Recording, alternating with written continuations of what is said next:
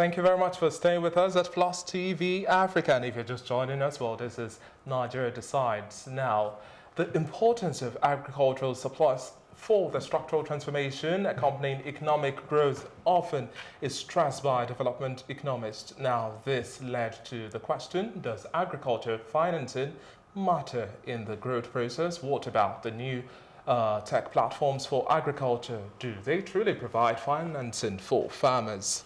Well, that is a critical question, and the conversation on agriculture is about to commence. We have our guest with us in the studio. Teleola Kola-edun is the program coordinator, Context Global Development, and we also have David Apenda, Agri Finance Department, Sterling Bank PLC. Thank you so much for joining us today.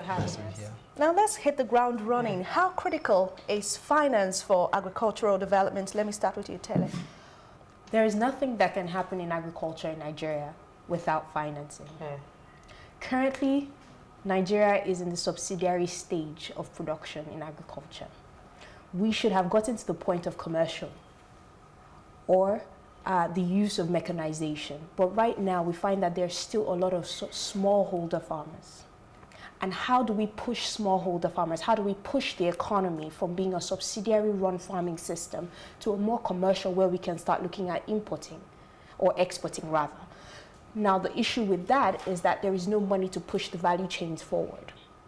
Farmers are not open or allowed to get funding more so through banking. It's really difficult, I would say, for funding to move through the value chains. But for value chains to be streamlined, there is a lot of fragmentation in our value chains. And for that to be streamlined, there is need for excessive funding to be pumped into these various value chains. Nigeria was once a giant in agriculture, and funding was available. A lot of resources were coming in at the time where Nigeria was on the top of the game in terms of cocoa, in terms of groundnut. But right now, we've shifted our focus to crude oil. And for us to go back to that place where our value chains are able to sustainably push an economy of export, we need financing to run through the system. Now, David, quickly now, to farm or not to farm is no longer a relevant question. I believe you would understand that. And a recent report revealed that Nigeria has arable land of about 84 million hectares. That's correct. But for us to be able to utilize this, financing comes into question. So what do we really need in terms of having the structure to push this? Okay, thanks for your question. Agriculture is very key. It's key to the development of any economy. Agriculture is important. That's a no-brainer. But for agriculture to thrive, for farmers to do what they need to do, for us to move from subsistence to commercial production of agricultural produce, we need financing. And in Nigeria today, agriculture is highly underfunded. I think we have the lowest funding levels across the globe. And Nigeria, sub-Saharan Africa generally, but Nigeria in particular.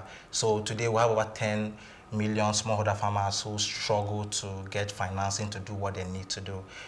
The kind of structures that would work we'll be looking at the various stakeholders to do this for us. Typically, the government is key to making agriculture very attractive, to driving funds to this sector, but also the private investors like the commercial banks and the other financial institutions also have a role to play in all this. But I think if the right foundation is laid via the government, then it might now encourage the government, in line with the CBN, also actually approved of the disbursement of about 75 billion under the Nigerian incentive-based risk sharing in agricultural lending.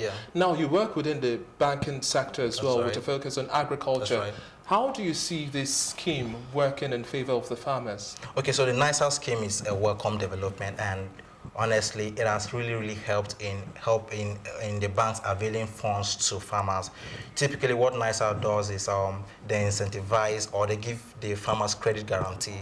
So if you're talking about the NISA Anchor Borrowers program, which Sterling Bank unfortunately was the first bank to push for it, until now we have one of the strongest partnership with NISA in availing thousands of farmers financing. What they do normally is when you are to give farmers funds, NISA comes in and gives guarantee to probably the tune of 75% for smallholder farmers.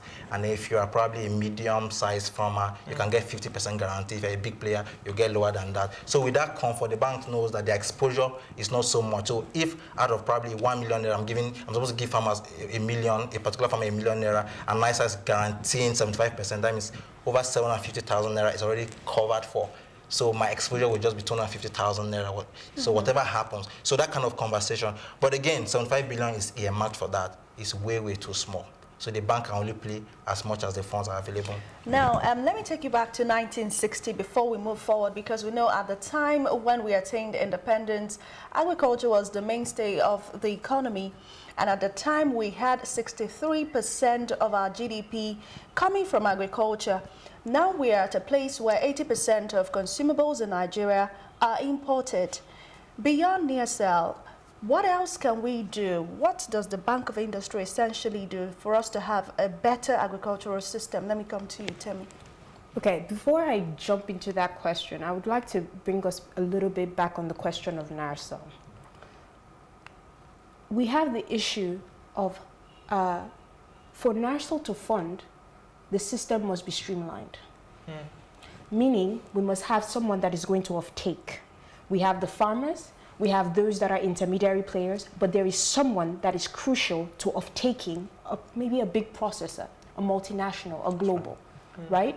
Now, if I push a value chain that there is no major processor, NARSO cannot fund that value chain, even though that value chain is critical to feeding Nigeria and potentially a crop that would institutionalize or push our export.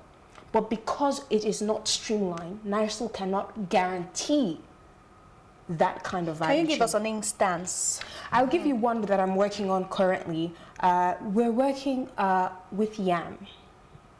Now, it's very difficult because yam is it's not a completely commercialized, mechanized crop, right? And so it's expensive if you're going to be working on this crop. Now, we don't have a major player the way we have in cassava. Now, in cassava, you can list so many processors, right? We have agro-allied, you have sultry, you have flour mills, you have, I mean, the list goes on in terms of processors that are desperately looking for cassava. But now, when you're talking about yam, how many people do we talk about? Look at yam flour, ola. How much is it to do a bag of ola? Okay. Right? If yam is expensive, how much is a bag of ola? Maybe like, let's say for argument purposes, let's say it's 1,500. When yam is expensive, how much is one yam? To now talk of making a whole bag of 5 kg.